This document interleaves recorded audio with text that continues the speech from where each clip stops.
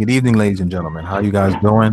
This is a midweek one for us. It's Tuesday, January 19th, 2021. We're talking about that blockbuster trade that happened last week, getting James Harden to the Brooklyn Nets and Kyrie Irving, and our, theories on why this trade went through. I have a real funny, kind of legit enough to me theory, but we'll get into that. I'm here with Hollis, Malik, and Tyrone. Thank you guys for joining us. And yeah, let's get cracking. So since Malik, I'm gonna ask you real quick, how did you feel about the Brooklyn Nets trade with James Harden? So yeah, I mean, I was definitely surprised. Like, yeah, it's been talked about since before the season, pretty much, and he made it known that that was his desired, um, place that he wanted to be. But at the same time, there's between the team really just seeming like they weren't gonna pull the trigger, Houston, and like they were gonna, take that approach with him, and to see it just pulled off, and then it was end up being like a four-team trade, and they essentially got three high-level players now on the team, which is great. I mean, I'll briefly go back to my fandom, but I know it's like maybe confusing. I know you and Hollister always point it out as the Brooklyn fans, which are the case, but I am a Brooklyn fan as well. I support both the Knicks and the Nets, and right now the Nets are definitely 1A. Um, but yeah, I'm happy. I think it was a good move. Like, we went a little bit back and forth to some extent on it, but I feel like if you have a chance to get James Harden, I mean, I said this in a previous podcast, and you're not giving up like Katie or Kyrie, it's worth you know making that move. I would have liked to see them keep Jared Allen. I think he was a very important piece, between his defense and Yeah. as a big on the team, and definitely as far as defense, and he was a like a elite rebounder. I think they're gonna miss him. DeAndre ain't what he used to be. I mean, he's still alright, and from the games we've seen so far, he's been playing well off of James Harden and Katie and the whole situation. So I mean, look, at the end of the day, I think the Brooklyn Nets they give up a lot as far as they gave up draft picks for like the next 7 years or something like that. But the Yeah. fact that they were able to get him without giving up Katie or Kyrie, I think is important. Okay, Hollister, then Tyrone. No, actually Tyrone and Hollister. Yeah, it came as a little surprise because 1 minute before the season started, you heard the rumors, and then you heard Brooklyn say they're not gonna dissect their whole roster to get one player. Then it started to come up again when Harden was kind of acting out a little bit in Houston. Died down again. They kept saying that they weren't going to do anything. Then Kyrie Irving has his, sabbatical, and then it heated up again. And you're wondering, was Kyrie in the deal? Next thing you know, trade happens, no Kyrie, and they gave up Jared Allen, Karis LeVert. They rerouted Karis LeVert from Houston to Indy. I think Allen went to Cleveland, and Oladipo went to Houston. So I think I think it was 7 draft picks. I think three of them are swaps, and the other ones are four. The other four are all unprotected, but three of them are swap picks where you could just the Houston has the right to swap which one is the higher pick. So if they have a higher pick than Brooklyn, they could swap it. So Brooklyn doesn't really lose picks. It's just that they may lose positioning. So that's I think for a guy like James Harden, and no disrespect to Karis LeVert and Jared Allen, but it's actually a win for them because they got the star. Yes, they gave up a lot of picks, but in the next 3 4 years, do we really think those picks are going to be high picks anyway? So you're not really losing out right now. Now in the future after that, when Kyrie and KD and James Harden are a little older and they're not putting the numbers up that they did before, that's one thing. So I think it was a good deal for the Brooklyn Nets. I think from what we saw already, we all know that KD and James Harden played together, so they know how to play with each other. Even though Harden is a better player than he was when he was last on OKC, so I think that The two of them have a little chemistry. The question is, when Kyrie comes back, how will the whole all three of them gel? Because Kyrie and Harden needs the ball in their hand. KD can play in any system, so we don't worry about KD. But we need to know what the Kyrie James Harden experiment is going to look like. So we'll see. I think he's coming back tomorrow. So we'll get that first test tomorrow and find out how KD, Kyrie, and James Harden can play together, and then you could see if they could be a championship contender. Because on paper it looks like it, but it's one thing to be on paper and another thing to actually do it. So we'll see. All right, Hollister. Yeah, so when the trade was official, I was surprised. I was happy, but I was more surprised because, like, we was hearing the rumors about it. Like, oh yeah, are they going to do it? This and third, even from the beginning of the season, and the assets that Brooklyn was going to give up, the Karis LeVerts, the Jared Allen, the Torian Prince, and everybody else. But I also feel like it's a blessing in disguise for all parties.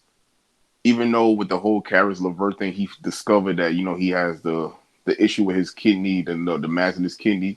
And then I was also reading something too that he's like that deal kind of like saved his life because if they didn't never did the MRI, he would have never knew about it. So I'm kind of glad it happened, even though I will miss him on the team. But we getting to play like James Harden, but for his health reason, I'm glad that they found that out so they could take care of that so he could be all right long term in his career.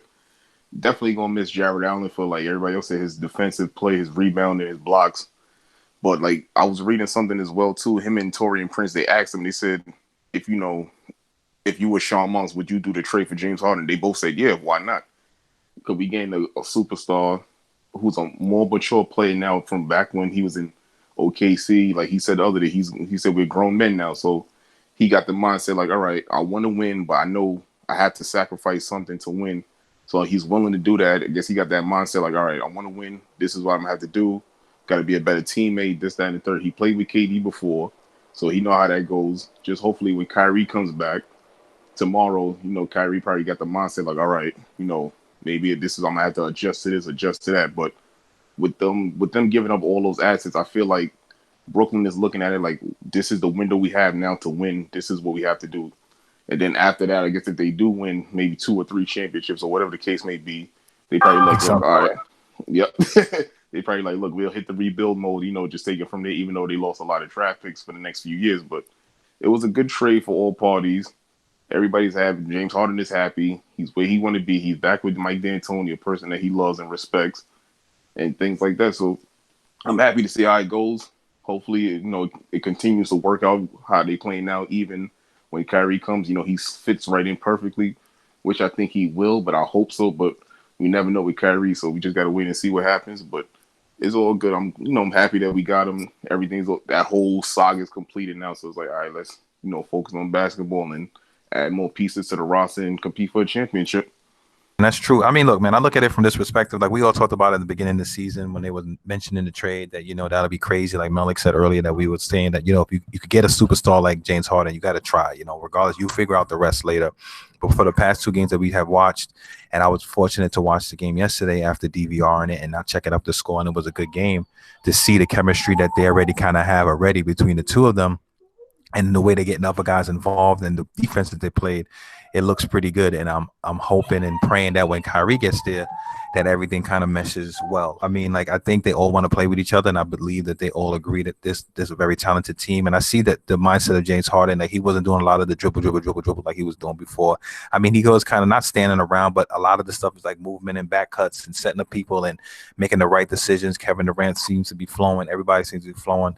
I do agree with Mel. Like I really did wish that they were able to find a way to keep Jared Allen, but like we knew that he's an asset as well as Karis LeVert and those other guys to get a piece like James Harden.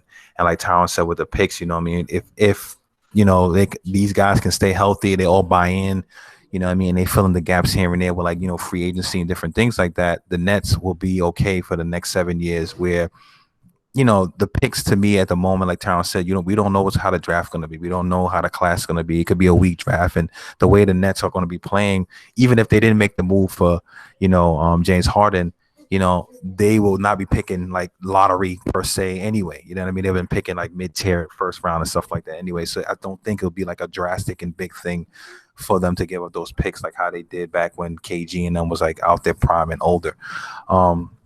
But segueing into the Kyrie thing we were talking about, I thought of this, and I had a couple of friends of mine. I said this to one of my boys, Aubrey, who was on the show a couple of weeks ago. I said this to him when I was coming back from the gym, and I was saying it to somebody else, and another friend of mine said the exact same thing. And we were all kind of almost thinking this way, like where I was saying that what if Kyrie did what he did specifically to make sure he would not be traded to acquire James Harden. Now, I know it sounds funny, and I posted on my Instagram page. And I was saying that you just hear me out, guys. And I know you guys already know my theory. We spoke about this, but just filling everybody else into it. Kyrie took this hiatus for personal reasons. And I'm not saying it's not necessarily a personal reason that he didn't really have. He might have really had an issue with the stuff that was going on and, all the stuff, the things that was happening. And, we don't know per se. But for him to just step out like that and to be AWOL per se and have this bad look, it kind of diminished his trade value, because what happened when they were trying to get James Harden prior to the season, the Rockets was like, look, if you ain't giving us Kevin Durant or Kyrie Irving, don't even talk to us about James Harden. Now, they're not going to give up KD because KD is Brooklyn at this point, and they wanted him mainly. So, what better way for Kyrie than to do this thing? The capital thing was a big thing that we talked about, and tomorrow's going to be a big day as well because that's inauguration. And, that is something that would take effect to somebody. So I don't blame him for that. But to utilize that as well as whatever else might be happening, getting exposed, getting seen at a party with your family, you know what I mean?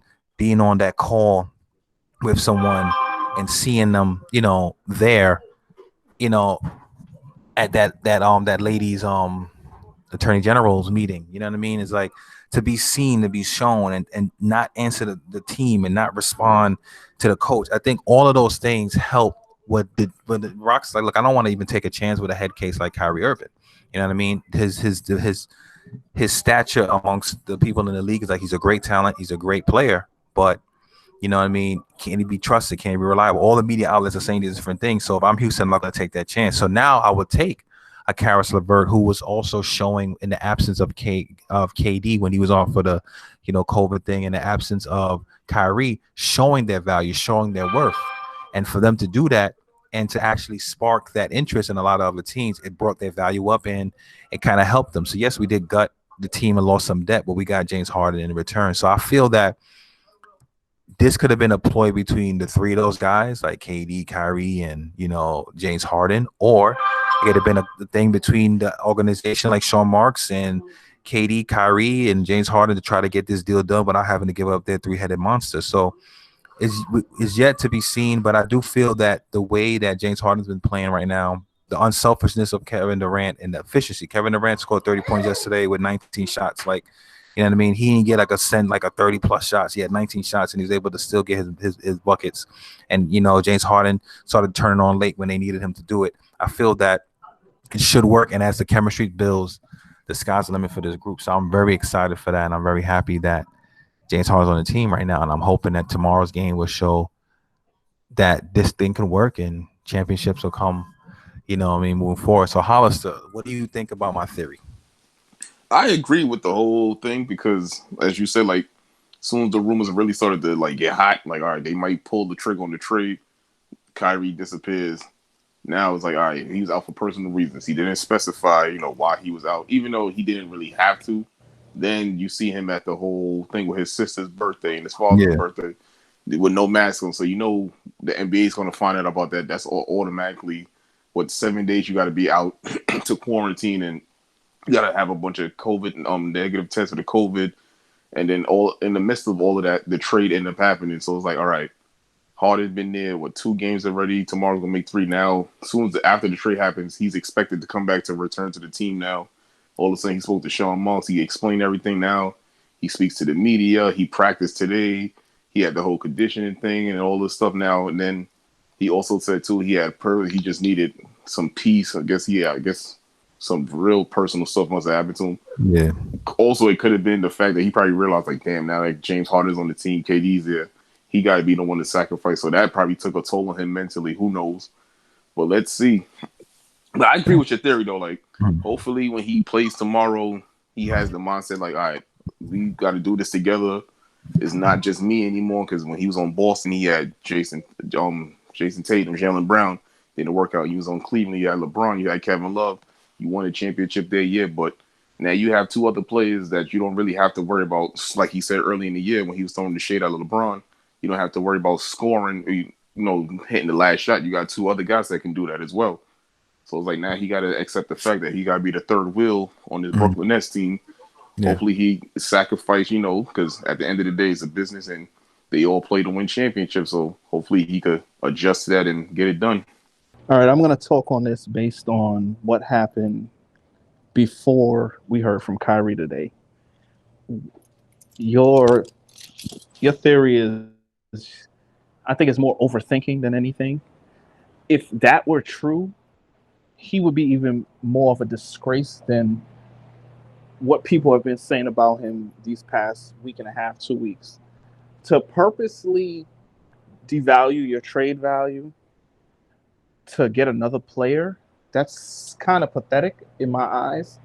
And if that's what really happened, shame on Kyrie and the Nets for letting that happen. But I don't believe that for a second. I think that the Nets just tried to find every possible way to get him without giving up either guy. And I think that's really what happened. I also heard something, I'm not sure if I heard it on the internet or on a show, but they were trying to move Landry Shamet for a draft pick, I think a first round pick. Yeah, I heard about that. To get more assets to give because they were trying to avoid trading Jared Allen also. So they were trying to do this without even giving up Jared Allen, which damn near was impossible. Had my opinion, if Spencer Dinwiddie was healthy, I think either LeVert or Allen wouldn't even be in the trade. They would have been able to use Dinwiddie, so that could have helped. But I don't think that this theory that you had is. I don't agree with it. I'm not sure. I don't think you. I think you believe it, but don't believe it at the same time. I know it's just a theory you had, but I don't believe it. I think it was just like what we said. Like he just went AWOL, and the Nets didn't know. I think the Nets didn't know if this man was coming back. To be honest with you, and out of a panic, they made this trade. Now it's a good panic because you got a guy like James Harden. So I wouldn't call it a panic as in like, oh my God, we need to do something now because we invested all this money in this guy and blah blah blah. I think it was a good panic. Like listen, let's do this. I know it's giving up too much, but let's do it. But at least if we lose Kyrie, we still have someone else that's probably a better player. So you don't really lose much, you actually gain. And I'm not too big on them losing a lot, to be honest with you, because they still have solid bench players. They just got to step up now.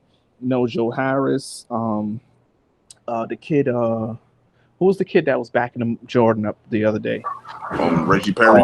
Right. Reggie Perry. Yeah. All right. You still got him. Claxton is another big that y'all have that's supposed to be coming back soon. You have of course, he's like listed. Claxton's like listed like more like a power forward. He could be a center, but as far as like the way they list him is like that. Yeah, but the NBA nowadays, it doesn't even matter. So, it doesn't matter. They still, they still have something there. Landry Shamet's still there. So, and then remember, they got the buyout era, not era, but the buyout time is coming soon. So I'm pretty sure guys like that will be able to be picked up. So I think that losing LeVert and Allen is big, but not as big as people making it sound because you got a guy like James Harden. Me personally, I probably wouldn't have done the deal if I was the GM, but I understand doing it. And like we said before, we have to see how this works when Kyrie comes back. Because right now it looks real good with James Harden and KD. But beautiful. Yeah, okay. All right. I'll let you shine right now because, it's your team. I understand the joy and happiness, so I ain't even going to kill you on it. But, thank you. But, but you got to see how this works when Kyrie come back. Then we can get a full assessment on chemistry and team success. Because right now on paper, if you look at the team with Kyrie on it, they should at least get to the finals. At least. I don't know if they'll win it, but at least. I agree. So, I agree. so let's just see when Kyrie comes back and revisit this in a week or two. Mentally, All right. Yeah. So as far as the theory, I would say, obviously I'm not like, oh, I definitely think this would have happened, but I definitely could see, some potential there. Kyrie is a different individual, right? They could have approached it like, yo, man, we trying to get James and, but we don't want to give you up, this, that, and the third. And then Kyrie could have been like, yo, y'all trying to approach this trade like, thinking about like the earth is round. I could go on this other approach.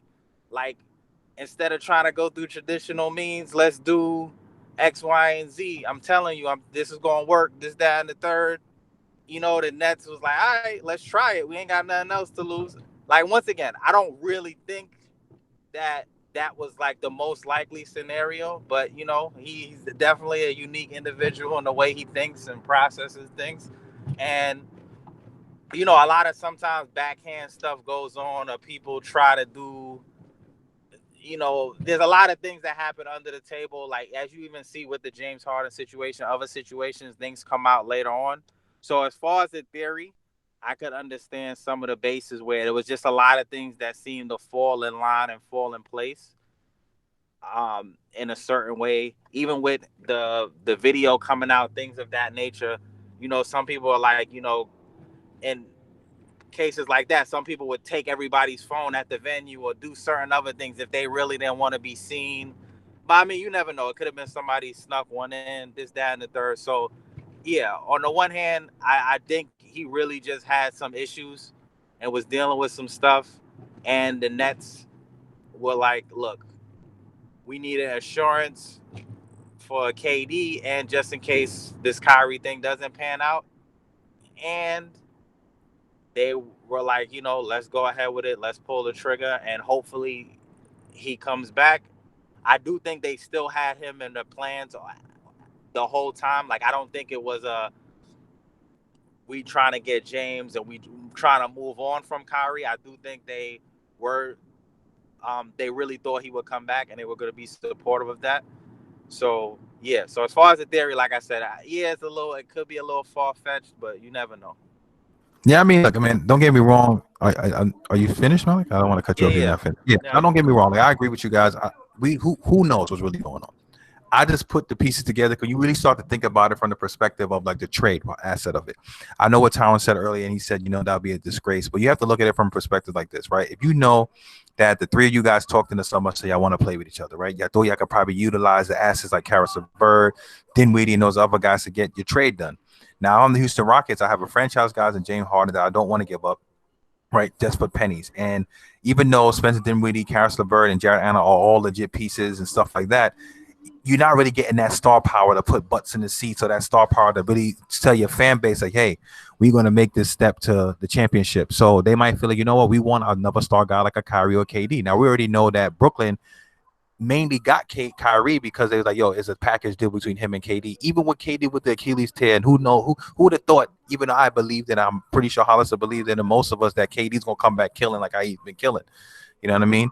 And you look at it from that perspective. When you tie everything together, the way James Harden was purposely being seen at the club, a young baby, and eating honey buns and not wearing a mask and doing all this stuff, like coming back to the thing fat and all this other stuff like that, purposely, yeah, he played on the court, but purposely not giving it his all with Houston because he just wanted out, right? We know that he did that on purpose to get out of there and make it as difficult and uncomfortable as possible to get out of the Houston Rockets situation. So then you look at the Kyrie situation. It's very weird to me. Granted, like I said, Kyrie is a very special individual, and that stuff could be really bothering him. Like, you know what I mean? Like, that capital thing shook up a lot of people. You know what I mean? For people like us who are on the ground level, if you will, we kind of like are not numb to it, but we kind of like, wow, I anticipated something crazy was going to happen. And when I got the news, I was walking my dog and I was like, yep, I knew it. And I was just saying, like, my pieces, like when I put on my Instagram page, like how people are clownish and they don't understand this man don't even care about him, his own followers. You don't care about none of you poor people, but that's another story. You tie that into it, and you look at the fact that now Kyrie being seen, he was on AWOL. He didn't feel like playing. He didn't see. So I'm not trying to say that none of this stuff is legit, but if I'm a person like Kyrie, who I feel like I'm smarter than everybody else by saying them, calling them pawns in the media and different things like that, and try to hash a plan, even if it was between him, Sean Mark, Steve Nash, and Kevin Durant and everything like that, who knows? You know what I mean? If I'm okay with people looking at me a certain kind of way and have to answer these questions, I was like, whatever, it is what it is. I'm trying to get another ring. I'm trying to get this guy over here without having to lose what I want, being a hometown kid. And it could possibly be a legitimate issue, like something was going on with his personal life and his family. Maybe his dad got sick, God forbid. Maybe something happened with his sister, God forbid. Something was going on, and it could be legit. That I'm just saying, if you put the pieces together, it wouldn't. To me, it's like a smart move. If I'm Kyrie Irving, knowing that in order to get James Harden prior, I would have to have been the one to be the sacrificial piece, and I want to stay here and play with KD and see what we can do, then yes, I'm gonna make myself undesirable. Like a lot of guys will do that when they feel they're gonna get traded. They might play like bums, or maybe fake, quote unquote, fake an injury, like, oh, my knees bother me, so some people won't want to make a move for them. You know what I mean? So to me, it is speculatory, but I'm just looking at it like, look, at the end of the day, anything's possible, anything could have happened. I'm glad, speaking of what we were talking about with Kyrie, that Kyrie was able to come to the media and say, but even when I was looking at his face, and like I said, what Tyron said earlier, it could just be me like looking at it from a different perspective. You could see like he was smiling, but you could see like a semi kind of like pompous kind of like smirk, if you will. Like, remember like when they had like those little fake, like little like Game of Thrones, and they had like Kyrie, this kind of guy, one of like eccentric type of dude doing different things. Like, it kind of felt like, man, you guys have no idea what's going on. It could have been like from that perspective that they don't know what's going on in his personal life, but that perspective that they pull one over on everybody to get this deal done. But like Tyron said, like, we don't know. We have to see it. It looks good on paper. It sounds good. We've seen this first two games how things seem seamless between James Harden and Kevin Durant and the guys. And now you're going to add that third element, which is Kyrie Irving. And we know that Kyrie Irving needs the ball in his hand to be the magician that he is. But he did play with LeBron James. He did play coming off the ball a lot and sometimes running the offense. So I do believe there's a chance that he can do it. And I also believe that, with the team, that once you get to a certain point in your career, you won a championship, except for James Harden, and you understand what it takes to win and sacrifice, and you at a position you want to win and prove everybody wrong, sacrifice have to be made. And I believe that Kyrie knows that a lot of it's going to be on his shoulder if they fail. A lot of it's going to be on his shoulders if they mess up. They're going to blame him first because they've seen how it worked with KD and James Harden. So they're going to be like, oh, if it's not working, it's Kyrie's fault. So it's a lot to bear. So with that part of it, I don't feel that somebody want to put all that pressure on them for that reasoning. But like you guys said, Nets options were to keep Kevin Durant on this team as long as possible. And they realize that if they don't have a suitable running mate for him, then he's liable to be out. So I don't blame him for making that move and doing what they had to do. So with that being said, it is what it is. And I really am happy after watching a full game with them playing with what I saw. And as a Net fan, like I said, watching from the time I've been watching, I'm very excited for the team's capability. I feel they'll win a championship in the near future. If it's not this year, next year, as long as everybody stay healthy and everybody buys in, I think we should be clear to bring the championship back to New York City, and I'm looking forward to that. So with that being said, some other NBA news that we talked about, the Karis LeVert thing and the other trades that have been going on. You know what I'm saying? A lot of games getting postponed because of this COVID thing, and it's just crazy. And there's a lot of good things that's going on as well. So do you guys have any other basketball thing y'all would like to talk or discuss about? Yeah. Well, I was just reading a little while ago too, and I saw earlier, I forgot to mention it. Shout outs to Kyrie for buying George Floyd's family, a house in the midst of everything that happened. Got to give him credit for that. Despite everything, that he's dealing with, got to give him credit for that as well. And also, I found this funny, the Kevin Porter situation in Cleveland. I don't know if you guys heard about it. Talk about that, yeah. So it's perfect. Yes, we'll get into that. For those of you who don't know the Kevin Porter situation, the Hollister just brought up, Kevin Porter was a player, I think the second year in the league, playing for the Cleveland Cavaliers. Now, recently he had he had some issues prior, beef with people in the locker room, got some trouble off the court, on the court, whatever. But recently, he had a big fit that the fact that the team's about to waive him because he was mad about a locker situation. They gave his locker to Taurean Prince, and they moved his locker, and he came in there. He was mad, threw food at like the organization, like heads in the organization, and was just wilding out. So I was listening to that story yesterday on the jump, when I was heading to the gym, and I'm like, we said this before. There's a lot of guys who wants to, right? They're in the league and they realize, like, look, they have their stuff they have to do. And I feel like some people don't understand that just because they're millionaires and just because they have bread, that they don't come from places of trauma and places of healing that they need to be healed. Because a lot of guys, and you know how it is, us as men, a lot of times we don't like to share certain things. A lot of times we don't know how to really express ourselves in a certain capacity. And I feel that with him, even though he might have lashed out on a thing as small as a locker, it could be other stuff that's brewing beyond that. And I feel that the NBA need to have places like that to really take into consideration the mental health. Because if you look at it from the perspective, let's say, forget about my theory, even with Kyrie Irving, like him talking about mental health, DeMar DeRozan talking about mental health, Kevin Love talking about mental health. We don't understand how it is to be a multimillionaire basketball player playing basketball, having the weight of the world on your shoulders when it comes to people in your family, in your household, and even your community, if you will, to how to deal with that space, how to deal with having the money, having to deal with budgeting, having to deal with the shortcoming, deal with life outside of being on the court. Like for us as casual, not casual, we are big fans, but I'm talking about people who play basketball for fun, what I mean, or sports for fun. We use that as an outlet. I haven't played basketball almost in a year, and the gym has been an outlet for me to be able to alleviate stress and do different things like that.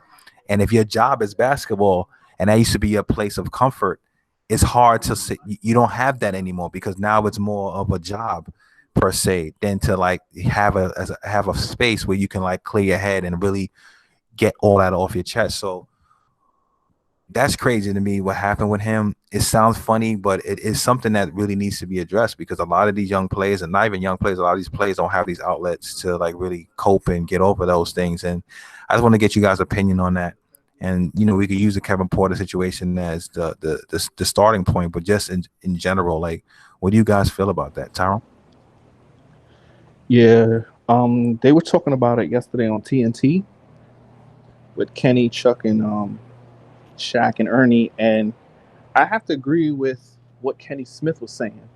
He thought it was disrespectful.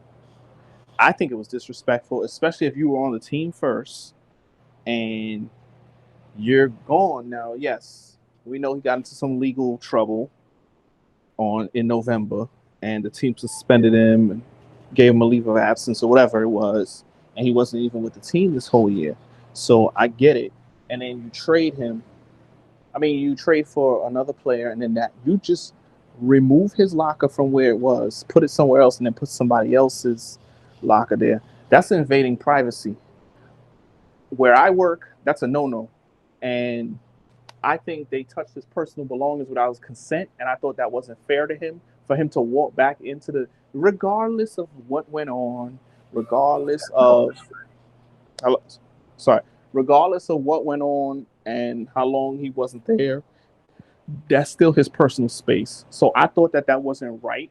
Listen, his reaction might have been crazy, but it's like they were talking about, these guys come up with these background. You don't know what guys' backgrounds are and everything. And I read something last night when I heard that at 4 years old, his father was murdered. So he grew up without a father. Little things like that could be something that still sets him off till this day and probably made him upset Yeah. on what. And his father was murdered because he was helping someone being attacked. Like I read that, like he was just trying to, save somebody, and he got shot about 5 times at the age of 4. So he grew up with no father. His father was brutally murdered. So a lot of times yes, at 4 years old you probably don't remember that, but you probably heard the story, you could have read something in the news about it, because he's only 20. Let's not forget, he's only a 20-year-old kid. So to see all of this happen with him at a young age, and some people can handle those things differently, they handle it Absolutely. differently. So that anger issue could stem from that. Not trying to make an excuse, but I'm just saying that could be it, you know. So, and then to see someone touch his stuff, I wouldn't care if it could have been the nicest, kindest player in the NBA, and they flipped out like that. I wouldn't blame them. You're touching my private stuff. I don't care if I wasn't here for 6 months. You don't do that.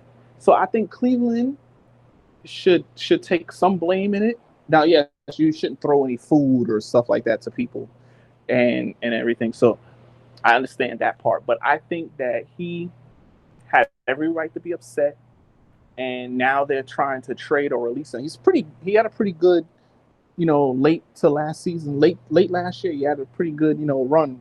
So he's not a bad player. So I think they'll probably trade him. They're not gonna just release somebody like that.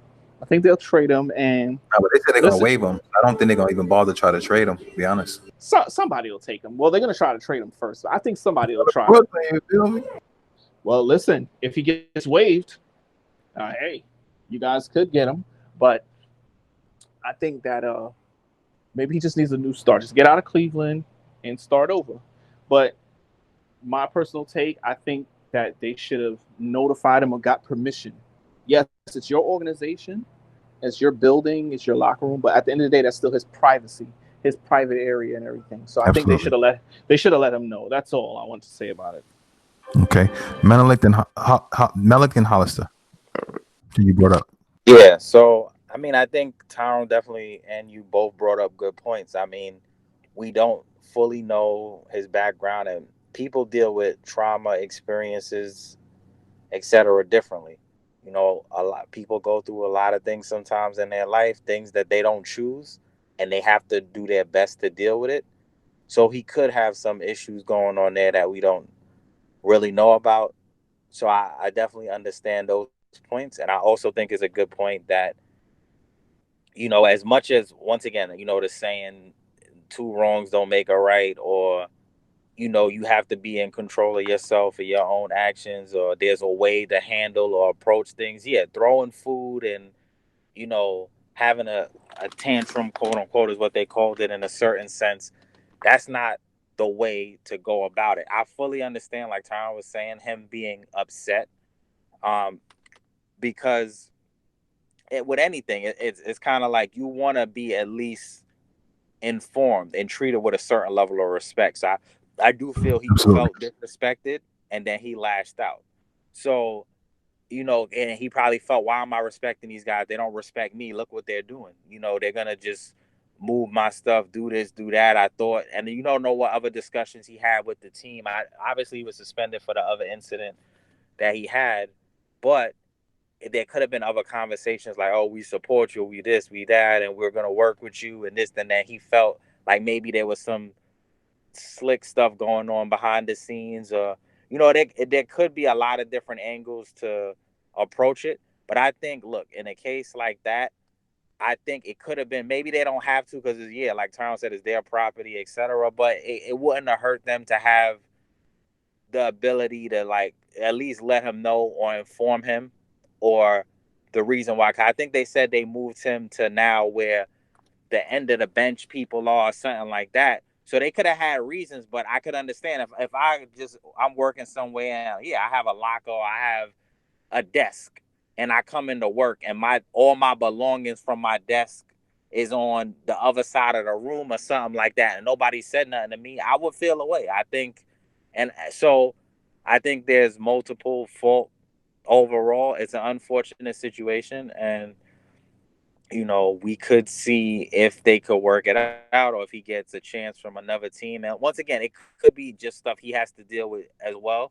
I'm not trying to fully absolve him. Like, he still could have Mhm. tried to voice his concerns or the disrespect a different way, especially because it is his job. It's like a business. And in a job, a coworker might do something to you, but if you react anyway, you're liable to get fired or waived or released, or other things like that. So there has to be accountability on all sides, but I definitely think it could have been handled better. And to your initial point too, just overall, I do think that he's a young guy. Young people are notorious for not always being necessarily at a place or as where they're as mature. They dealt with enough stuff in life sometimes to, especially if you don't have a certain background or upbringing, to know how to kind of navigate certain situations in a healthier or a better way.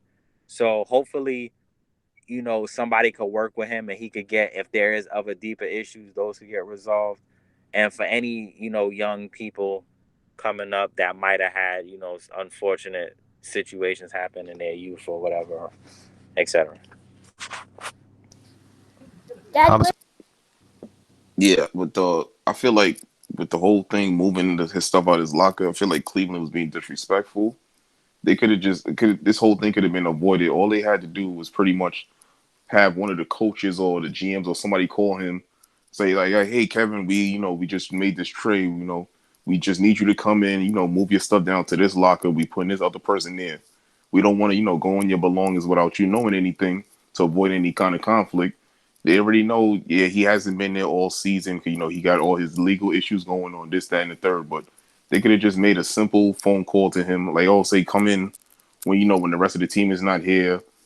Just swap out your stuff from this locker to that one," and the whole thing could have been avoided. But Cleveland like to do things on their own. Yeah, I get it. Like Tyrone said, that's their property, their building, this, that, and third. But you don't want to just invade anybody's stuff because who knows what he could have had in his locker. That could have been a whole nother situation. They could have found some illegal stuff. That could have been a whole nother thing. But it was real disrespectful to him just to go in his stuff, his personal stuff, and just move it and expect him not to be upset about the whole thing. And now it's like after he lashed out and reacted, now you want to release or trade him. It's unfair, but I don't know, Cleveland. We all heard stories about how the organization is ran, so I guess this is another one to add to the list. 100%, and I agree with all you guys' parts. Like, I didn't know about what Town had mentioned about the them moving the stuff out the locker. I just thought it was like maybe they came in one day, and there's nothing in the locker, and they No, just no, like, no, no, yo, no, no, no. I didn't say move the stuff out the locker. They moved the locker. yeah, that's what I meant. I mean, that's what I meant. Like, move the locker, like Yeah, moved it out they the way. Like, moved I it. didn't think it was like that. So for that to happen, Yeah, I understand that they moved it, but I just thought like, I didn't know that they physically moved this stuff, like move our physical locker and yeah. say, They look, physically, you they over here now, physically, whatever. yeah, they And, physically moved the locker. Oh, and there like, you go. In it. Okay, yeah. okay. Like Hollister said, I mean, it's still invasion of privacy in a sense because we had a situation at my job where we bought like some lockers and we had it in the office, and then somebody took it upon themselves to clip the lock and throw out people's stuff and move it. And it has a big thing, and like Tyrone said, like that's invasion of privacy. You don't touch people's things, and the organization was wrong for that. But we, like you said, Hollister, we already know how Cleveland been handling their stories from the jump, even with LeBron and other teammates. And like to be honest with you, like I wouldn't want to be in Cleveland as a player. Period. I mean, it doesn't get me wrong. Yeah, I'm fortunate to be in the NBA, but to be there, forget about it. Trade me ASAP. But to like what we were saying earlier is like, yeah, he had the legal issues and you got some other problems going on. But like you said, Tyrone, I don't know about the story about his father, but like, growing up in the situation, and I can only speak from like, on the outside looking in because, we did have our dad there, but to grow up not having like a male father figure around that could also cause him to be more aggressive in the sense that he has to show that he's a man. He had to probably had to grow up and be a man much sooner than a lot of kids who probably have a father figure at home or have something like that, because he had, and then from like I saw from the jump as well when that coach was talking about it, he was like, yo, like, I knew the neighborhood he grew up in, and that's a tough neighborhood. When you grow up in that kind of environment, you have to always like, kind of have a chip on your shoulder and do those different type of things. And it is unfortunate that happened to him. And like I said, the team, I mean, look, it's a partnership between players and teams. And I feel that the team should put things in perspective for these players and also provide certain situations for these players to be able to have outlets and different things like that. Whether it's, a veteran guy who could come in and like have like a kind of seminar with the guys and like talk to the young guys. Cause, a lot of times, people don't want to hear advice from somebody who's not living the lifestyle, who's not a basketball player. Like, you can't get a person who might be like a Dr. Phil and have them come and talk to the players. And it's like, yo, Dr. Phil ain't no NBA player. You know what I'm saying? Whereas you can get somebody who's in the NBA, who was an ex-NBA player, or even a current NBA player who's more mature and that level that can speak to these kids and like let them know you have help, you have outlets, you have people that can help you. And I think that will go a great way for these teams and young players like him, because I really do feel bad for him because, like you said, he's a talented player, despite the legal stuff he's going through and the other stuff that might be going on. Sometimes people just need a different change of scenery and a different change of pace. So hopefully those things will get ironed out and he'll be able to get back on the right track. And like I said, if they waive him, like, hey, man, Brooklyn is always an option, man. You can go to a championship team, be around championship guys. That's right. And they can nurture you and get you right. You know what I'm saying? So, and also winning also a lot of times help alleviate some frustration for some of these players. And it's a lot going on, man. Like I said, we looking at it from this podcast for us is like a way to come together. We joke around, we talk, even Beaver, and we just have a good time. And it just allows us to like be able to detox and get a lot of stuff off our chest. And we have this outlet, and a lot of players don't have those outlets. So I really do feel for them, and I hope that they do well. Apart from that, man, I know we talked to Ronaldo last week, and he was on the podcast, and we talked about some of the football stuff. I mean, some of the prediction that we did have didn't happen, but we have a couple of good games this weekend that's coming on. So I know we could talk more about it on Saturday, but I'm looking forward to these games. And we saw what happened with the Cleveland and KFC, Kansas City Chiefs, and then also with Green Bay and Tampa Bay, whatever. But there's gonna be some good games coming up this weekend, and I'm looking forward to those games as well. But do you guys have anything else you'd like to discuss? Pretty much it. Yeah. But I was 4 for 4 with my predictions. I predicted this Final Four. Me too. It kind of was obvious to me because I don't think Baltimore had enough offense. But it went the way I expected: Buffalo to win, Kansas City, Green Bay, and Tampa. Yeah, I kind of wanted Tampa to lose, obviously, but I did have a feeling they would win, and I also wanted the Ravens to win. But Drew Brees is shot. Yeah, I mean, I said it already. Yeah. So we'll see what happens. I know you say retiring, not coming back, but we'll see. But it is what it is, man. But like I said, if that's it, we're gonna wrap it. I mean, like we said, we're gonna be here this Saturday. We're gonna talk about that. We have the UFC fight, Conor McGregor versus Dustin Poirier. We have Michael Chandler, who's a recent addition to the UFC from Bellator, who's going to be fighting Dan Hooker, that same fight card. So it's going to be really interesting. So we'll talk more about that on Saturday. But for this time being, we just really wanted to get, our thoughts on that Harden trade and the Kyrie Irving situation and Kevin Porter as well. So I want to thank you guys again for watching and listening to the podcast. I want to thank Malik, Tower, and Hollister for joining me today. And I just would like for you guys to, subscribe to the channel, click that like button. It really does help the channel grow. If you see things, make the videos a lot better, or, make this content a lot better, let us know. Things you want for us to talk about, let us know. If you'd like us to have more guests, let us know that as well. But aside from that, I want you guys to enjoy your week and enjoy the day, and also be safe out there. I'm not sure what's going to happen tomorrow, and I do feel like some fishy things might go on with the whole inauguration. If you are a United States citizen and you live in the States, you know what I mean, just be on the lookout and be vigilant for what can transpire tomorrow. Hopefully everything's smooth and you guys enjoy, take care, and God bless.